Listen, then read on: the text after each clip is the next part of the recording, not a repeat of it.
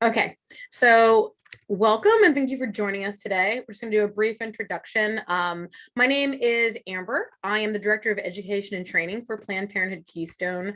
I oversee our education department and our new hire training, and I've been with them for 17 years. AJ, do you want to hop on and share who you are? Yes, can you hear me? Am I Yeah. on mute? Okay. So my name is Anthony. I go by AJ. I've been with Planned Parenthood Keystone since July of 2021. Before that, I was with an independent abortion clinic for 6.5 years, providing abortion care and a similar gender-affirming hormone therapy program to folks all over Pennsylvania. And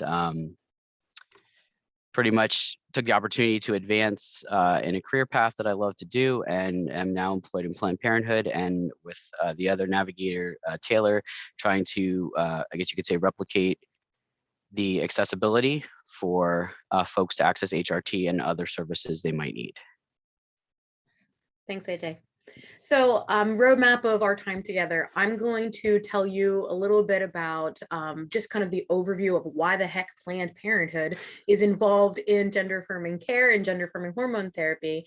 And then AJ is going to give us sort of a deeper dive into what our new service looks like. So Planned Parenthood, why are we offering trans care?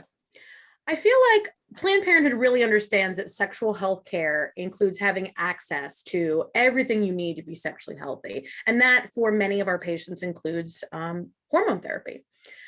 We pride ourselves in being the most trusted provider of sexual health care and reproductive health care and sex education in the country. And our vision is to really do what we can to provide non-judgmental, inclusive, evidence-based health care to all of the folks in our community, which includes trans, gender nonconforming, and non-binary individuals. And we want to make sure that everyone that walks through our door is empowered to live their healthiest, most authentic versions of themselves. So where is Planned Parenthood Keystone? We are one of 3 different affiliates in Pennsylvania. There's the western side, which is like the Pittsburgh folks. There's our sister affiliate PPSP that is or the Philadelphia and the surrounding areas. But everything you see on your screen right now in blue, that is Planned Parenthood Keystone territory. You can see the little dots where we're located, our brick and mortar health center locations, with Lancaster to be returning very soon. But thanks to our telehealth services, we are able to reach patients in all of the blue territory that you see. So the brief overview of what it is that we offer. If you're not fully familiar with Planned Parenthood services, we provide abortion services, annual exams, which is what you think of as a wellness exam, where there might be a chest exam or a pap. We offer pregnancy testing and options counseling, particularly for people who are pregnant and unsure about their plan. We offer birth control, chest exams, cervical cancer screenings, emergency contraception, either prescription or over the counter, LGBTQ services, which now include our hormone care.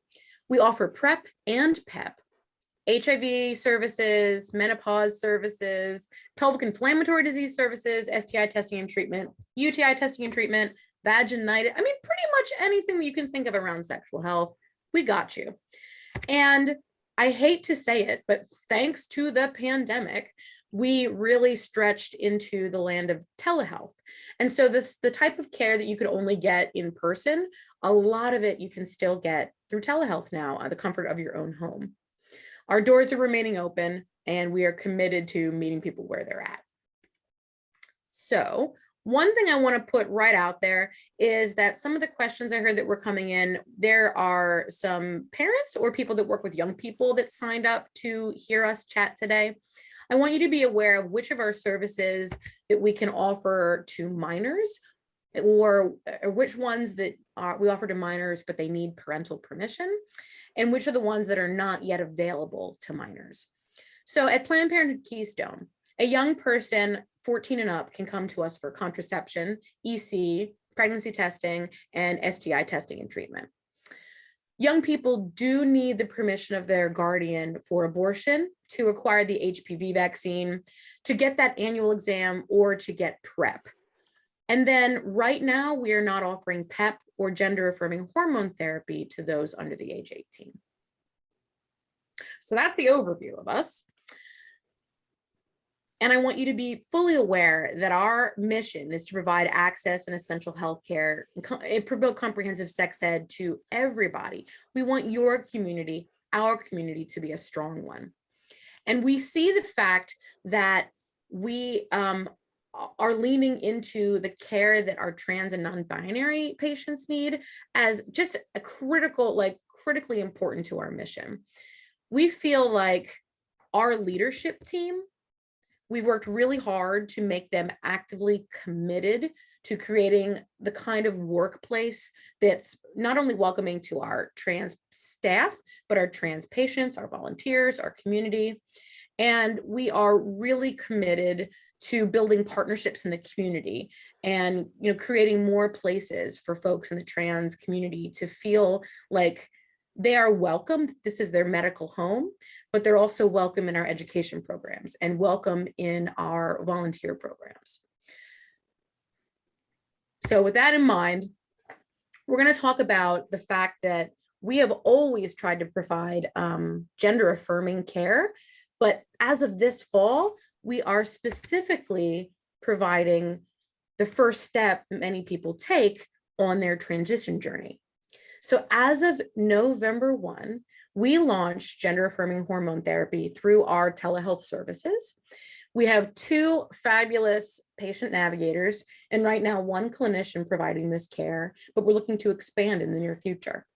So as of right now, we are offering services about 3 days per week. And patients go through the informed consent process that AJ is going to tell you a little bit more about. And it does not involve the gatekeeping of a letter from a therapist. So briefly, the hormone therapy they're offering, it's part of that first step of transition that some people go through when they want to live as the gender they identify with rather than the sex that they were assigned at birth. And so we're offering right now medicine that can help people feminize their body or to masculinize their body, which AJ is going to go into more detail about. Our patients essentially meet with our patient navigator, they meet with our clinician, and then we have them go to either into our center or into a lab that's nearby to begin the lab tests that are needed to make sure that we can prescribe them what they need to begin this medical transition. And we know that this is absolutely essential for people's quality of life. We know that there's been significant strides made in the last decade, both around awareness of the difficulties that gender diverse people are facing in our society, and that there is a lack of access to gender affirming care. All the studies show that it's not only medically necessary to help people transition, but it also can be life-saving, life-changing, life-affirming. So when we are looking to begin this care, we know that our step is such a small part of the holistic journey of transitioning. So our navigators are also in place to help people look at other things that are a part of their journey, like the anxiety that you might be feeling, depression, suicidality, substance abuse, being unhoused, needing support in their schools. There's a lot that we can help. If we can't do it directly, we're pointing people in the right direction.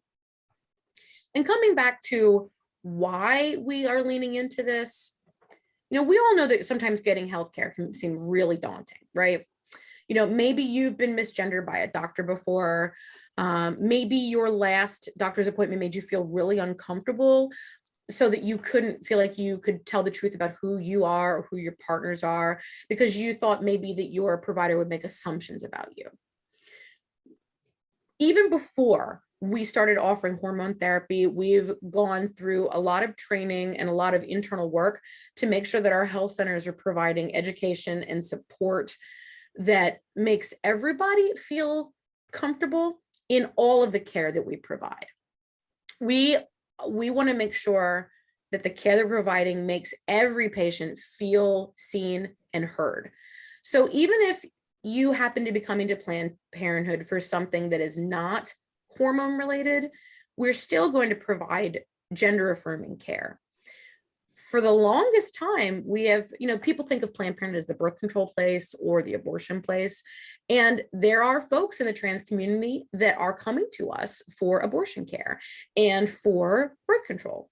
And we know that everybody deserves competent, compassionate care, regardless of what we're offering. But today, I know that you're here specifically to hear about what we're doing to help people transition. So I'm going to let AJ take over and talk about the specific care that we're offering under our gender affirming hormone therapy visits.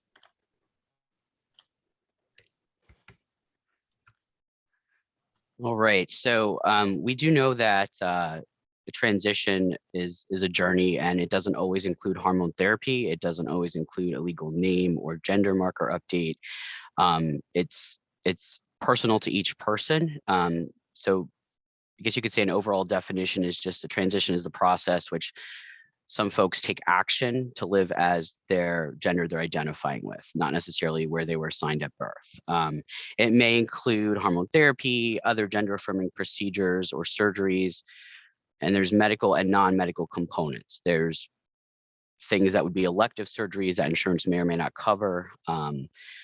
And then there's things that will be covered with the correct diagnosis and assessment codes. And it is a very individual process. No two transitions or processes are the same. How hormones affect one person may or may not be replicated in someone else. With that being said, the expectation of how things work isn't always the reality. And so we're here to kind of help navigate folks through that process, answering questions, providing resources, and just being a support person for them and their family if they need it.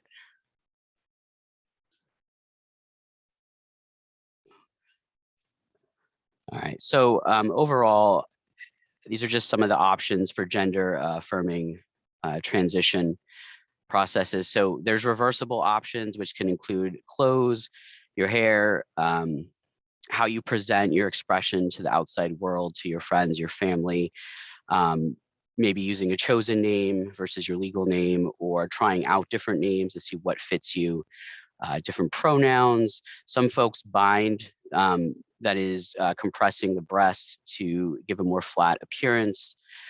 Tucking has different options. Usually folks who are feminizing may choose to tuck their penis and scrotum to give a more flat appearance. Prosthetics, there's breast pads, there's packers, all kinds of things. Those are usually reversible. They're not life-changingly permanent.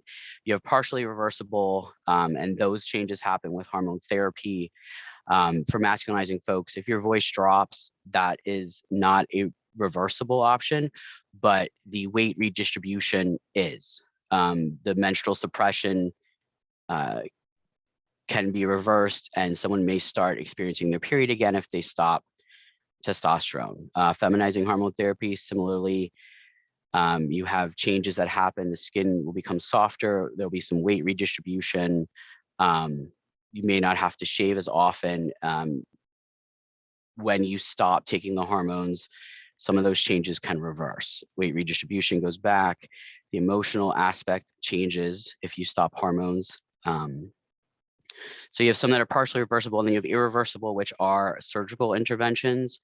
And we say irreversible, but it's not unlikely that someone may want either revisions or other surgeries to fix something that they are not happy with. Somebody has weight loss surgery, they might have a tummy tuck, even though it's cosmetic. We'd like to think that the surgeries that gender diverse folks have are medically necessary, and therefore most people would not want to reverse those surgeries. Insurance companies oftentimes have clauses that they will cover a transition, but they will not cover a reverse transition. That is, if you have gender affirming surgeries, they're not going to pay for the reversal of those.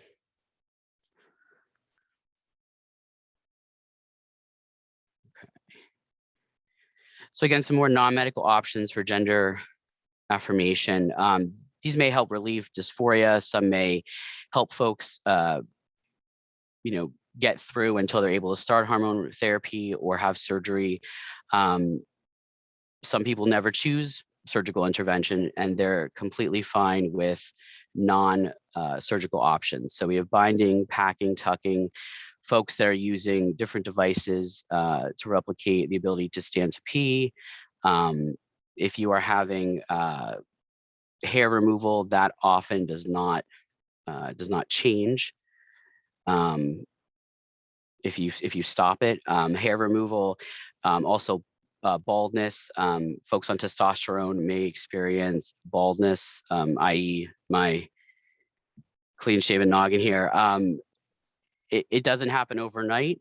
Some folks that are already experiencing baldness, if you're feminizing, there's some medications that you can take to help lessen the baldness or to stop the balding, but ultimately it's not going to grow a full head of hair for you. Vocal coaching and therapy.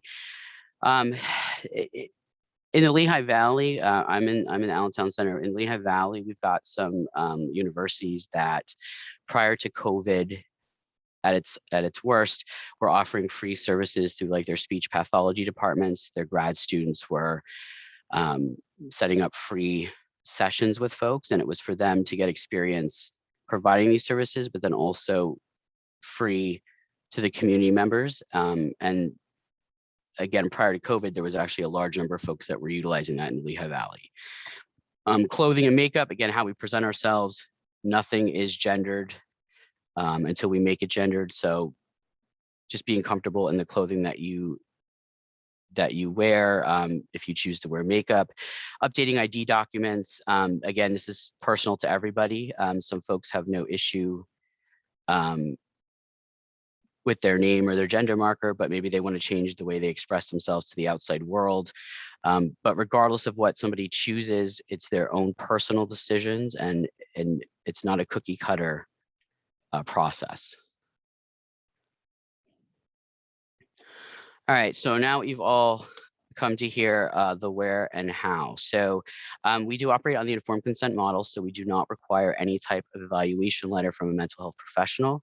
Like Amber said, we are utilizing telehealth visits, so we are able to reach folks outside, I guess you would say like a normal 25 to 50 mile range, because there's no transportation issues. They can regularly find a lab near them to get lab work done. Patient navigation, I do want to point out, I did get permission from them, but Taylor is in the webinar as well. And Tay, if you just give a wave there so people can see. Yep. So Tay is one of the other patient navigators, and between the two of us, we cover the 9 centers in the affiliate. And so Tay is also able to answer any questions if you pop them into the chat, if Amber and I miss them. So patient navigation, basically, Taylor and I are the ones who are doing the intakes for the patients. We're doing everything from their background to the questions as far as the informed consent model.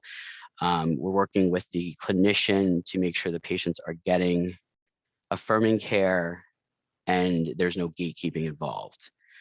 We do offer self-injection education, and we can do that by either in-person visits, by scheduling a patient in person, doing a televisit with the clinician, or we actually have some great educational guides that are available on the Planned Parenthood website for folks who might want to try it on their own after reviewing those materials. And again, with the informed consent, we are working on one initial appointment. And after that appointment, then the follow-up appointments would be at the 3, 6, and 12-month mark. And that would include a visit with the clinician. It would not be as intensive or extensive as the initial appointment, but it would also require some lab work to make sure those levels that we're checking are in a normal range and that there's no health issues that are popping up for our patients. Follow-up care will vary. If you are somebody who has never been on any type of hormone therapy before, we would say you're a new patient, a new intake. Your follow-ups are going to be at that 3, 6, and 12-month mark, unless something changes in between those where you would need a visit.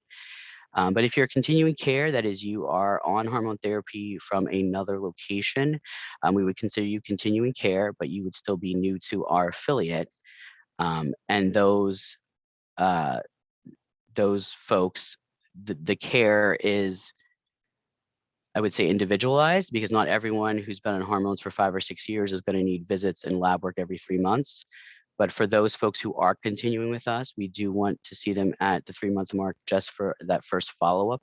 And then based on those levels and their records from their previous provider, the clinician will make that individual call with that patient as to when she would like to see them next.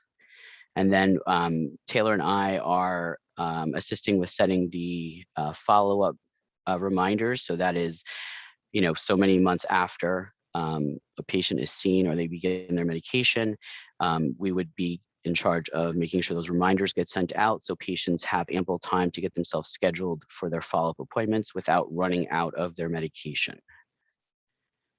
Who is this for? So like Amber had said, we are 18 plus, so adults, anyone who is considering hormone therapy to bring out,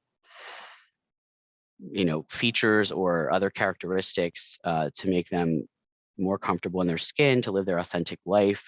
New patients, continuing care patients. We've fielded some calls from parents who have minor children who were looking for resources. So although we can't actually see anyone under 18, definitely if folks have questions, whether it's a therapist or a parent, and they're just looking for some information or resources for like a pediatric endocrinologist or puberty blockers, we can definitely give those resources as well. We just can't physically have you meet with a clinician for those services. All right, so the informed consent model, we're talking about gatekeeping. Informed consent, we're just making sure that the patient, are understanding what exactly hormones can and cannot do, the expectations of blood work and regular visits to maintain your health through that time. We're not requiring a letter, although some folks are in therapy for gender dysphoria or other issues in their life, and we respect that. We are not going to ask you for a letter. Even if you have it, we'll take it, but we're not expecting you to provide one. Basically, informed consent, we have consents for both feminizing and masculinizing. And I just want to be clear when I say feminizing and masculinizing. From a clinical perspective, you're either taking medication to feminize, to have feminine features, to produce them, or to produce masculine features. So it's in no way disregarding non-binary, gender fluid, or genderqueer, or any other diverse identity. It's for clinical reasons, you're either masculinizing or feminizing, okay? So when we talk about the risks with folks, the benefits and alternatives, we are going over whether they are taking feminizing medication or masculinizing. Okay, so we do have consents that the patients are able to view at the beginning of their intake. They review them, they sign them. The clinician then goes over those consents in the appointment part with them line by line, gives them the opportunity to ask questions, make sure that they understand basically what they're signing up for, what the options are. Again, expectations are not always reality, so it's very important that patients understand the risks and benefits and some alternatives to hormone therapy if they think that that's not for them. We do have go back one second. So we do have folks who are looking for informed consent, but who still consider the lab work appointments, in their, I will say unnecessary appointments as gatekeeping. And we have to understand that it's a medical process. You're putting hormones in your body. Your body needs to process them. They need to adapt to this new medication. It's not unlikely that if you were on a blood pressure pill, that your doctor would not want some sort of lab work or an office visit from you. So while some folks may see office visits and lab work as unnecessary or gatekeeping, it is in a sense just for the medical necessity to make sure that that person is safe and healthy during their transition. And we do know that many people have comorbid issues, diabetes, thyroid conditions, high blood pressure, high cholesterol. And from an ethical standpoint, a clinician wants to make sure that the patient is safe and is understanding what hormones can do to those other conditions they may have. So we just want to make sure that although we're providing informed consent, that we are making sure that patients understand that there are some compliancy items that we need, including blood work and office visits. Okay, so patient navigation, what does that mean? All right, so the navigators kind of work as the messenger between the patients or the patients and their families, their partners, as long as we have permission to interact with them. We are looking to eliminate barriers to care to help people navigate through the system. This can be anything from getting letters together to help for surgery, to getting things notarized, to providing forms, mental health care providers and resources, finding surgeons, local PCPs, helping with insurance, prior authorizations or insurance issues, figuring out how to get insurance. I have a pretty good extensive list of insurance medical policies for gender dysphoria. So even if someone is like, I don't know if my insurance covers it, I can give them that medical policy number, have them call their insurance company, directly ask, I have a medical policy number. Can you tell me if my plan covers it? Every Google search you do for anything you're looking for, you might put different variations of words in to get those results. It's similar when you're calling your insurance company and you're asking questions. The customer service person may be putting in like transgender, gender dysphoria, gender identity disorder, gender affirming, and they may be trying to help you find what you're looking for. But at the end of the day, if you have a very specific policy number, there should be no reason why they can't plug that in and let you know immediately whether your individual plan has that coverage.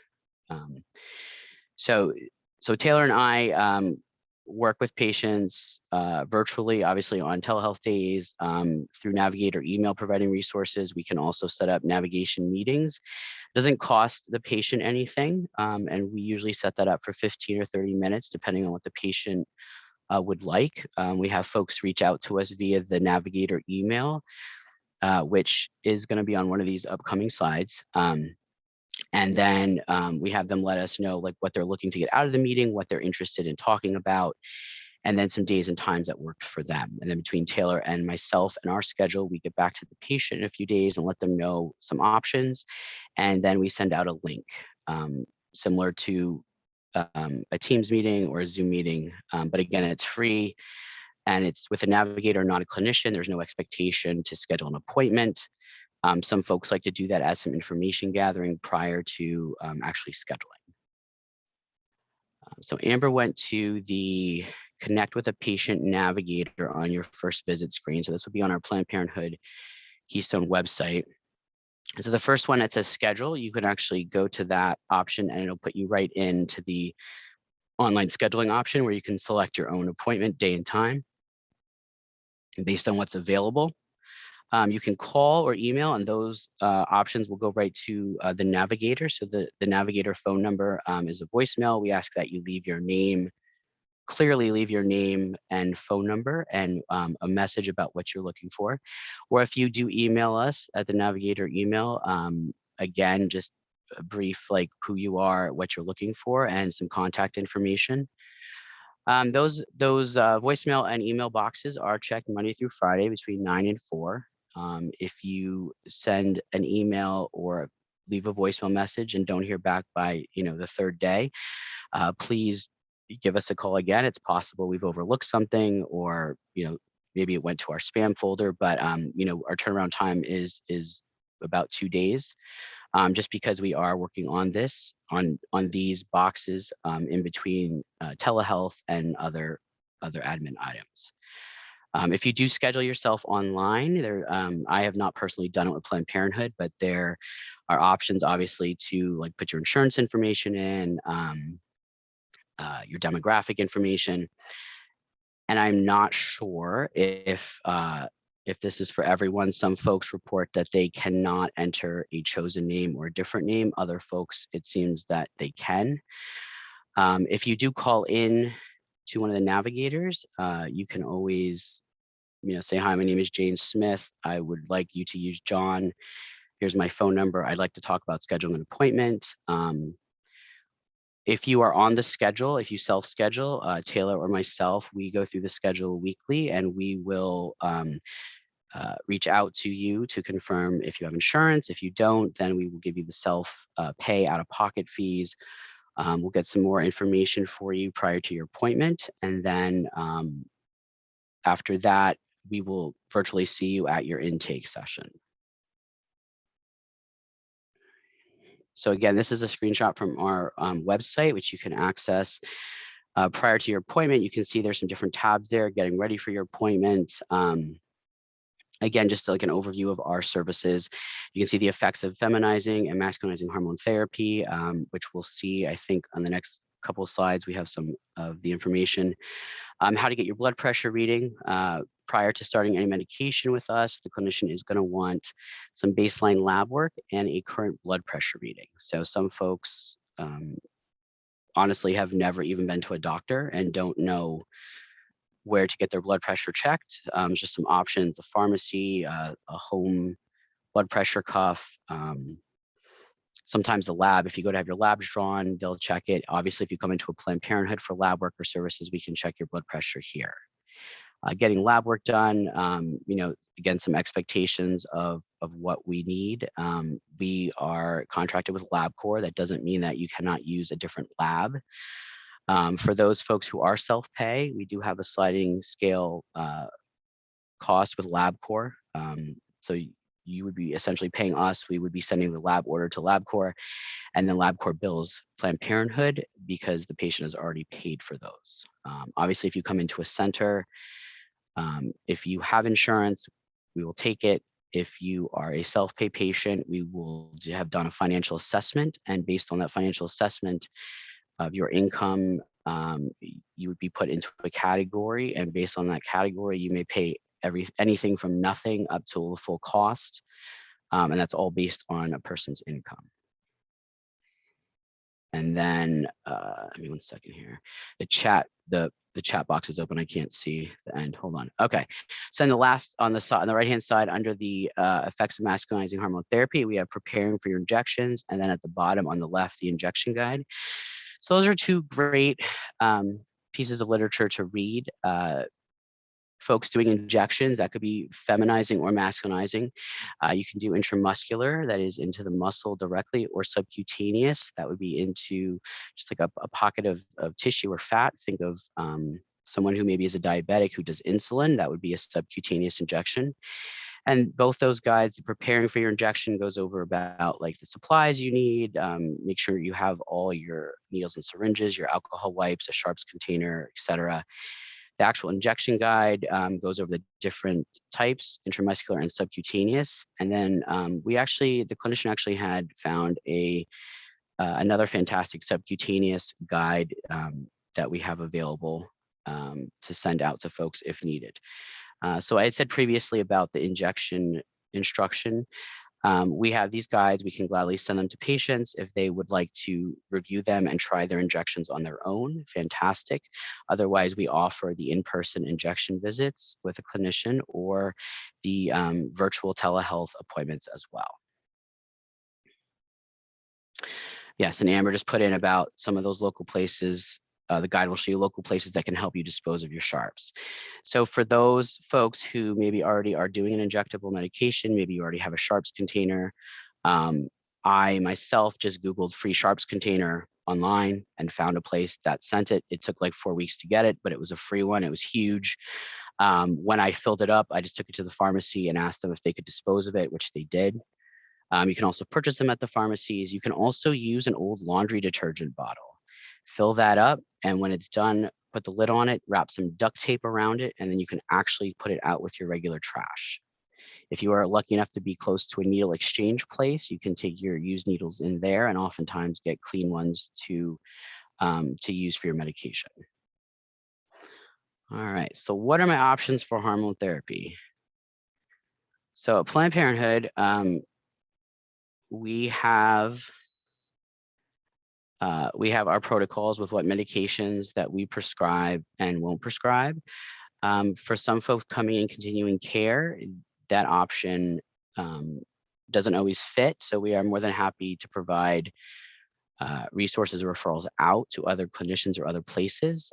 But for the most part, we're talking about an estrogen, a testosterone blocker, and an androgen or testosterone for those folks masculinizing. So Amber has up on this slide the effects of feminizing and masculinizing, and I think she did drop into the chat the links. Is that right, Amber? Because I know this might be a little blurry for some people. If you're viewing it on your phone, it might be hard to read, but basically you're looking at the effects. In the first column, the expected onset.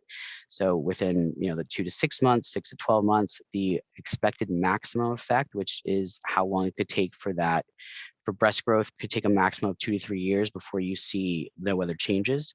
And then the reversibility, whether it's permanent or reversible. And to point out again, those expected, Amber, can you go back? Those expected onsets of months, again, that is a general number. Everybody is different. Take for an example, someone who might be masculinizing, they may start taking testosterone, the same dose as one of their friends at the same time. And in 3 months, the first person has a beard or a pretty good beard, and the second person doesn't have any facial hair. It's not literally the medication only, it's how your body's processing it. It's how your genetics play a role as well. Good. So the appointment, basically you are scheduling either through the website, you're calling one of the navigators, or if you actually call one of the centers and they put you on the schedule, the navigator will reach out to you to confirm information, we'll run your insurance, let you know what that cost is. The day of your appointment, we will take your payment if any is needed. We will do your intake, finish creating your electronic health record, and then provide you with general information as far as navigation information, and then the clinician will finish the appointment. After that appointment, the expectation is that you will have lab work, baseline lab work, and a blood pressure check. Once those are received and reviewed, then the clinician will send medication to your pharmacy. Once the medication is sent, we will go in and set an action date, which will generate some reminders. So when you are due again, you will get a reminder that you need to schedule an appointment. Will your insurance cover hormone therapy? So Pennsylvania Medicaid actually does cover transition-related diagnosis codes in care, and that has been going on since 2016, since they removed the exclusions. So if you have a PA Medicaid plan, you should be able to use that as long as it's active.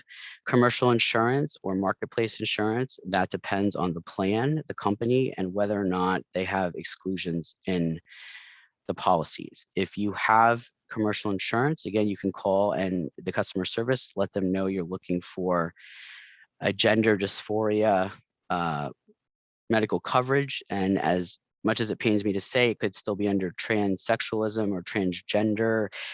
The wording is very different based on each insurance company. We can also bill your insurance company. If they deny it, then you would know that they're not going to cover that. Okay. Thank you for that, AJ. Yes. And just to round us out, I wanted to give you a little insight into how things have been going since we've launched our care in November. So we were so proud and excited to join nearly 300 other Planned Parenthood affiliates that are offering gender-affirming hormone therapy. So we are not the first to jump in here. So there is a lot of wisdom and expertise across the country as far as Planned Parenthood's offering this care goes. And we are just really, really honored that our patients have been trusting us to provide these vital services. So the fact that I keep mentioning this, but the fact that our services are offered through telehealth, it means that we've been able to meet our patients where they are and serve communities all across our territory that we haven't been able to serve because of travel issues. And so there's not that cumbersome barrier of having to hop in a car and make an appointment and drive, and the money and the time associated with that travel as well. So just since the beginning of November, we've served about 133 people, maybe a little more because these are week-old statistics. And to show you who we've been taking care of, 8% of our patients for hormone care have been Latinx, 12% Black, 1% Asian, 29% of them are under the poverty level, and 28% of those patients are self-pay, so they don't even have insurance to help them. We recognize that we are doing what we can, but we can absolutely do more. So this is what is coming in the future. We are looking to recruit more clinical providers and more support staff so that we can expand our care. We will continue to offer this care through telehealth, but we're hoping to eventually have this in all of our centers across our area. And we are planning in the spring and in the summer to do some community roundtables to hear directly from the communities that we are serving and that we're aiming to serve better. So that includes our current patients and our prospective patients. So with all of that in mind and all that we've shared with you today, we're curious if you have any questions for us. You can drop it in the chat or you can come off mute, and we're happy to talk. And Tay is here to jump in as well.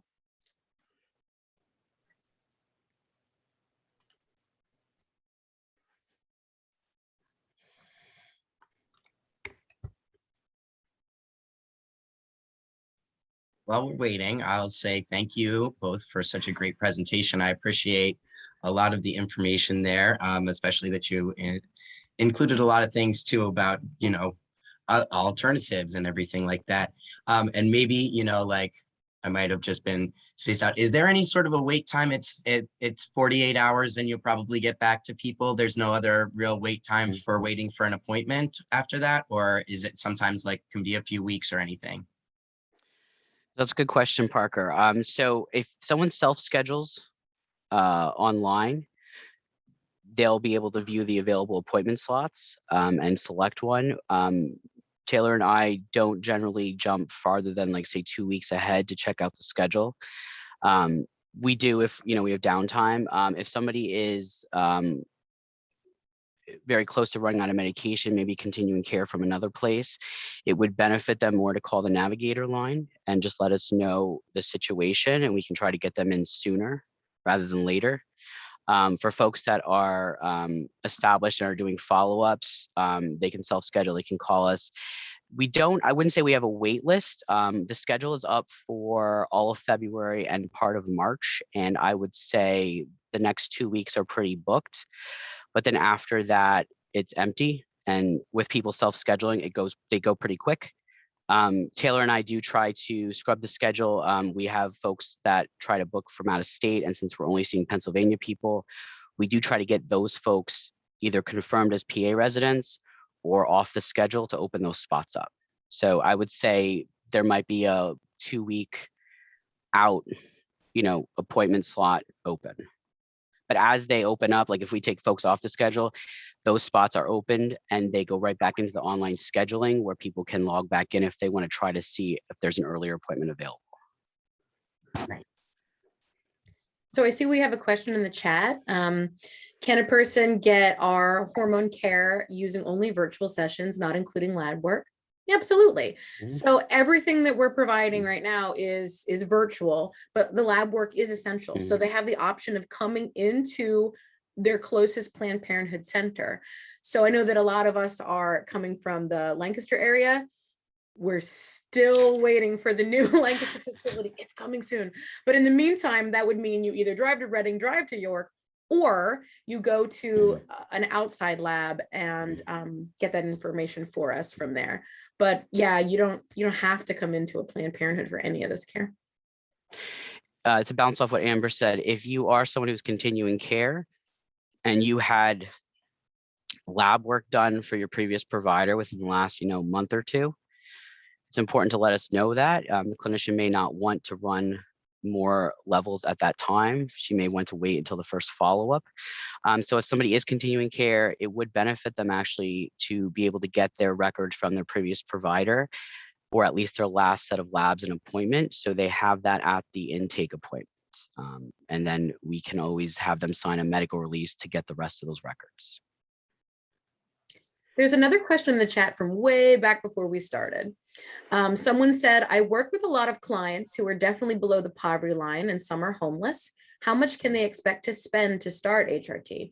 Is there a special process for getting them connected to subsidized or lower cost care? And do you require any sort of referral letters? Are you strictly informed consent? So we're informed consent. That is, you don't need a therapist letter. However, if you have insurance, you may need an insurance referral, just like you would to like any other specialist. If you have Medicaid, I don't believe Medicaid requires any referrals anymore. If somebody's below the poverty line, we would definitely want to make sure they're aware that they can apply for Medicaid or other government assistance options. If they need an ID, there's a program that we can help walk them through how they can get an ID. If you're trying to pick up a controlled substance such as testosterone, they're going to want an ID anyway, whether it's a passport or an ID card, something. If you have Medicaid, there's going to be no out-of-pocket cost. So the money part of that isn't an issue. If you do not have insurance or have commercial insurance, sometimes it might be cheaper to pay out of pocket for your medication. Walmart and Target have their $4 and $10 script lists. Lots of the feminizing hormones are on that list. You can also use goodrx.com or any other couponing place. Goodrx.com is great because you can actually see the different pharmacies and the prices right away. Some of the other places will tell you, 50% off, but you don't know the actual price till you get to the pharmacy. And then other pharmacies also have their own coupon, so they might even be cheaper than GoodRx. But it's just about communication. If your house burns down and your medication's inside, don't wait 6 weeks. If you can, to call us, let us know immediately. If you lose your insurance, if you don't have insurance, that's the opportunity to set up a navigation meeting or give us a call and let Taylor or I kind of triage and assess like what you might need and how you can go about getting that at the easiest and least amount of cost.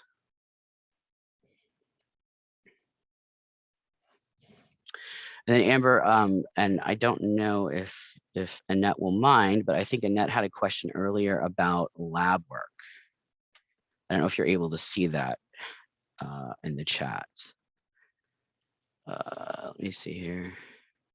Did she message you privately? I think she did. And Annette, I'm sorry if you did not want me to say this out loud. The question said, is there a way to assist with getting the lab costs covered? That's absolutely fine. Either the lab costs themselves or the copay that would go and be associated with lab cost. Yes. So if somebody has, again, if they have Medicaid, it's going to be covered. Every Medicaid plan except Keystone First, you can go anywhere. Keystone First does require you to use LabCorp. I'm not sure why that conundrum is, but it is. If you have commercial insurance, again, if you need to use a specific lab, usually people know that ahead of time. But otherwise, the insurance typically will be billed for the labs, and then anything that's not covered, the lab will bill the patient directly. We have that sliding scale fee with LabCorp for people who are self-pay patients or have insurance like out of state that we don't take, or Medicaid out of state that we don't take, where they would pay us, they would go get them done at LabCorp, and then LabCorp bills us, the patient doesn't incur a cost. And if they do have, I did put in the reply to Annette as well, if folks have insurance that does not cover the diagnosis code for gender dysphoria or anything like that, we do see folks who have other providers that are treating either conditions, disorders, or providing other medication. And we can work with that doctor to see if they can run those levels or the levels that we would want as their codes for whatever they're monitoring versus the gender dysphoria unspecified. And also, if people have other conditions that are being monitored for, oftentimes we can utilize those results without having to order more lab work. So that's saving patients time and money as well. And then if they still don't, and just to point out, if they still don't have insurance, it's not doable. I have a list throughout Pennsylvania. it's a lot of legwork on the patient's end, but there are a lot of low cost labs that in different counties that have health centers where they'll do like, you know, a CBC for $10 every Wednesday of the month. And you just have to show up with your $10 and your lab order and they'll do it. So there's opportunities like that. Not too many people utilize them or need them, but it is there if it's an absolute financial need.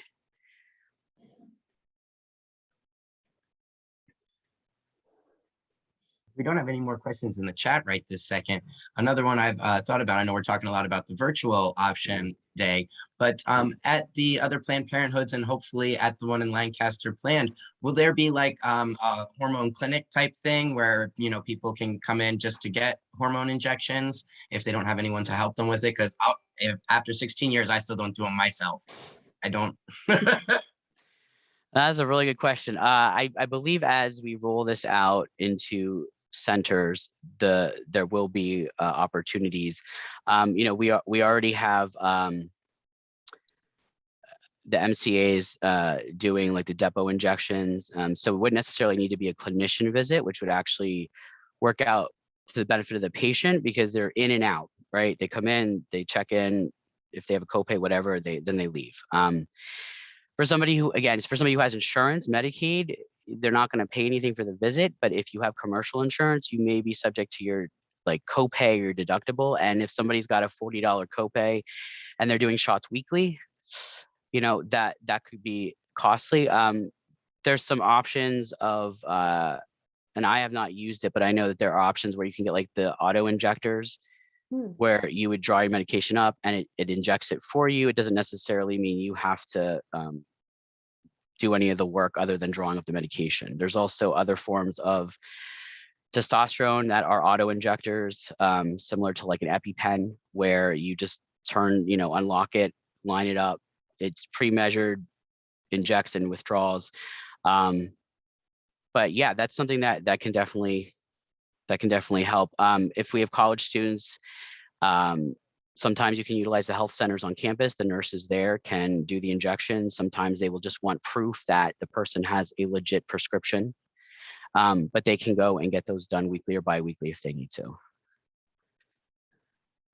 Awesome. Thank you. That's a great resource. Yeah, because I tried doing it in my thigh years ago, like twice, and I was just like, days after, I'm still like, oh my God, why do people do it like this? Well, you think I get that angle for my butt, you know? when you think about injecting intramuscularly, it's like if someone is coming at you and you tense up, right? It's like it's really hard to almost maintain that relaxed state to be able to do an IM injection without tensing up and potentially, you know, having a sore muscle for a week afterwards. Yeah.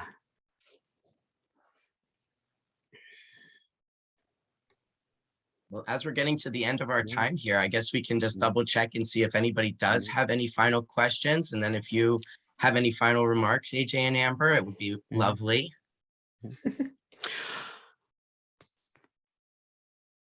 You sound like you had a remark there, AJ. Well, I was looking at in the very beginning. I think it was Kate. I think they were going through some of the things that people had wrote in when they registered, and I wrote down like resources for clients, mental health, process of HRT, children's options. I guess would be like long term as they grow, navigating the healthcare system and community access for HRT. I feel like we talked about that. Different communities in different areas and different counties are very different in what they need. So if folks reach out to Taylor or I for resources, you know, I wouldn't say it's gatekeeping, but it's more like an information gathering. You know, I will ask maybe 4 or 5 questions. Like, if you're looking for a therapist, you know, are you looking for someone exclusively telehealth or in person? What's the farthest you'd be willing to drive? Some people work in Harrisburg, but live in Easton, PA, and I could see anybody anywhere from Easton to Harrisburg because I'm traveling that route daily, right? So just because somebody is in an area where there might not be any acceptable or affirming resources doesn't mean that we can't make something else work from another area. We definitely have resources for young folks whose parents are looking for either support or blockers or other doctors for blockers or other services. If you are not able to come into a Planned Parenthood, if by some reason we are out of network with your insurance company, like if say you work at Lehigh Valley or St. Luke's and you need to use those labs and those doctors to have your stuff covered, we can definitely give you some resources for the different health networks, Reading Tower, Wellspan, York, for places that you can get the same services, but that will be covered under your insurance. And just because you don't necessarily come to a Planned Parenthood for hormone therapy, you may come for an STI test, a GYN exam. Taylor and I are navigators for all the patients, not just the gender affirming patients. So folks who utilize the abortion services will often say, hey, I need an OBGYN, or I need a new gynecologist, or I need this. So spread the word. It's not just specifically the gender affirming patients who need resources. That the magic question. Where will the new PP be located? That is a top secret location that we're not privy to yet, but we're hoping that before summer is here, you will know and we will know, and it will be there. We're very excited, but we're keeping it very close to the chest. You can make some sort of scavenger hunt where you put clues around the community, and the first person who finds it gets like a free exam or something. But absolutely, I dropped in the chat the navigator's email, and I will also drop in information about connecting with myself and the education department. So if you reach out to us, like we'll keep you abreast of the situation. You'll be one of the first to know. Right. And if anyone has any specific questions, obviously, like, and giving an answer is a very general answer. Because we don't know each person's individual situation. So if people do have certain questions, they can absolutely email us. If therapists have questions they want general answers to better serve their clients, absolutely just reach out to the navigators. Awesome. Well, I would really like to thank you again, Amber and AJ, for coming and representing Planned Parenthood today. Well, and Tay too. I'm sorry. Because they're the official ones on the name. I'm skipping over you. So sorry.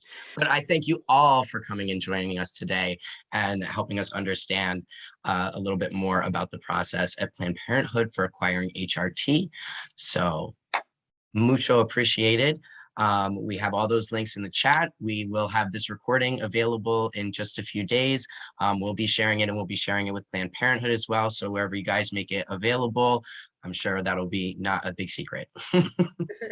Excellent. Thank you so much for having us.